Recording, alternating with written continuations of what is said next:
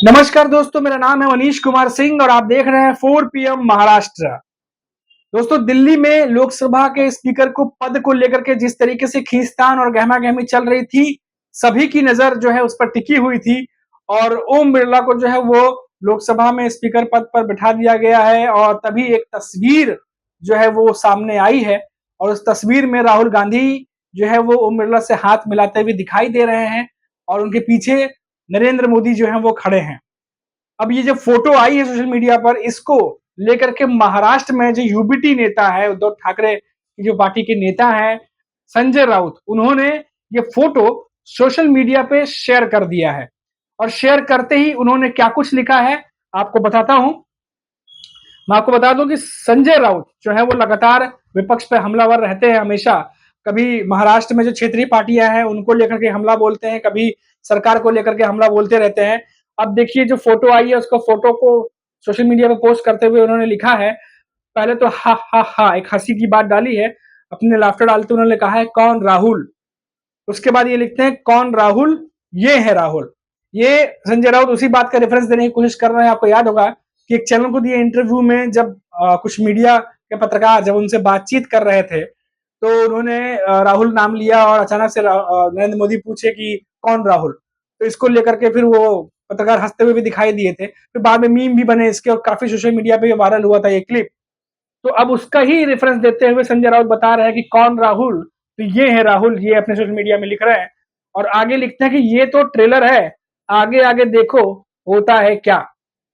तो ये अपने आप में बहुत कुछ जो है वो बताने की कोशिश की जा रही है कि जिस तरीके से पिछले 10 सालों से 2014 के बाद से जिस तरीके से सरकार चल रही थी, अब उस तरीके से चीजें नहीं होंगी। एक ये कहने का इनका मतलब जो है दिखाई दे रहा है, समझ में आ रहा है। और जिस तरीके से लोकसभा में पूरा माहौल बदला बदला सा दिखाई दे रहा है और विपक्ष जो है इस बार उसका कॉन्फिडेंस बढ़ा हुआ दिखाई दे रहा है।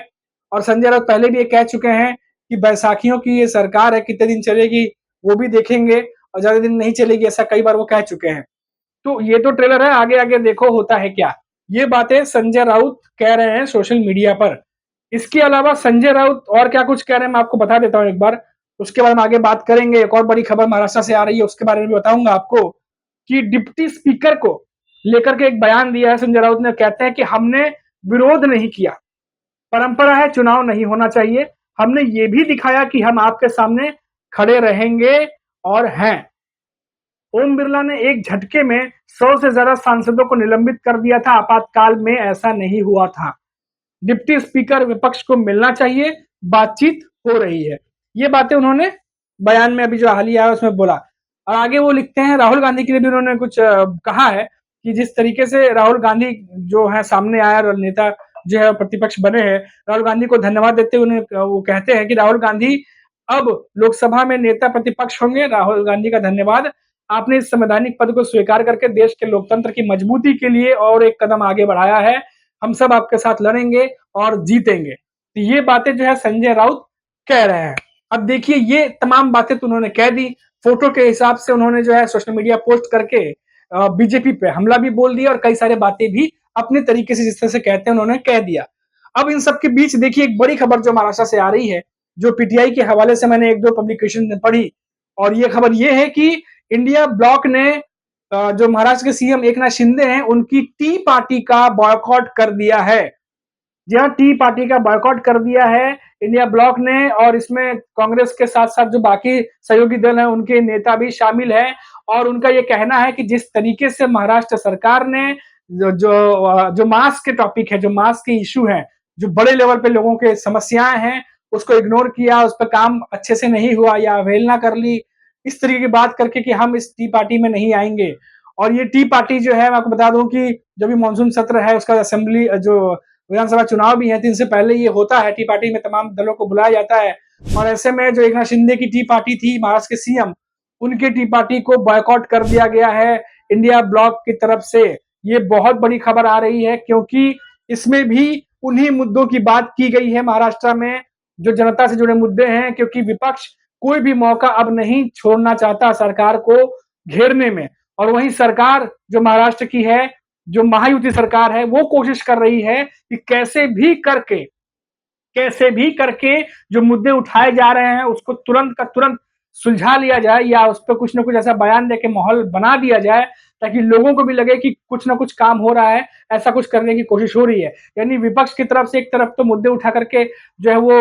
उसका मुद्दा बना करके सरकार पे जो है वो हमला बोला जा रहा है, वहीं सरकार भी कोशिश कर रही है कि जल्द से जल्द जो है इसको किसी भी तरीके से इसको मुद्दे को भुलाया जाए या कम किया जाए ताकि एक बहुत बड़ा इशू ना बने, क्योंकि 3 से साढ़े 3 महीने बाद विधानसभा चुनाव है और जिस तरीके का माहौल है, बिल्कुल भी महायुति ये नहीं चाहती है कोई भी रिस्क लेना। और मैं इसका उदाहरण सुबह भी मैंने एक वीडियो में बताया था, मैं एक बार फिर से जो दर्शक मेरा ये वीडियो देख रहे होंगे मैं उनको बता दूं, जिस तरीके से शरद पवार मराठा आरक्षण को लेकर के, किसानों की समस्याओं को लेकर के सरकार को घेर रहे थे, अभी आप देखिए तुरंत देवेंद्र फडणवीस की तरफ से, एकनाथ शिंदे की तरफ से आज हमने देखे कई सारे जगह पर जो है ये स्टेटमेंट आई है कि सरकार जो है वो अब सिविल जो है वो नहीं देखेगी किसानों की। जब लोन देंगे तो बैंक को मना कर दिया गया कि आप सिविल मत देखिए वरना एफआईआर भी हो सकती है। और यही बात देवेंद्र फडणवीस एकनाथ शिंदे की तरफ से भी कही जा रही है, कई पब्लिकेशन में हमने पढ़ी है। अब आप देखिए किसानों के मुद्दे को लेकर के कैसे तुरंत सरकार जो एक्टिव हुई है और अब ये सारी बातें सामने आ रही हैं। वहीं ये भी हुआ कि जब मराठा आरक्षण लगातार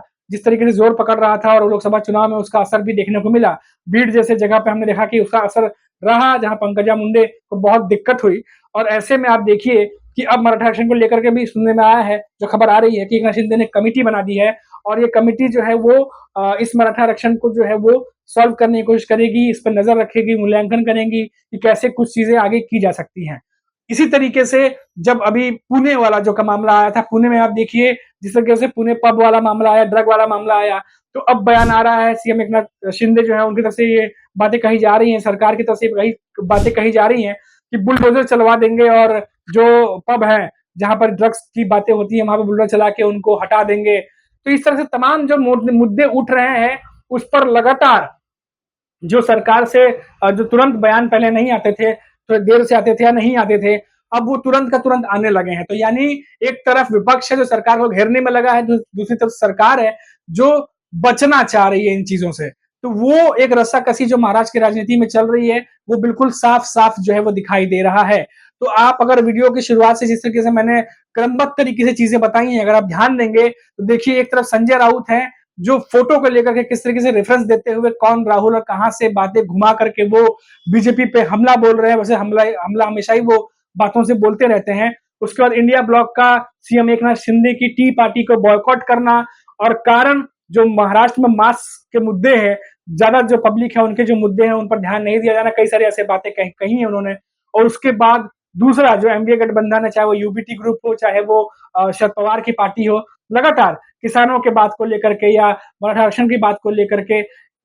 सरकार को घेरना, तो ये अब जद्दोजहद चलती रहेगी और ये लड़ाई जो है और आगे चल के बढ़ेगी।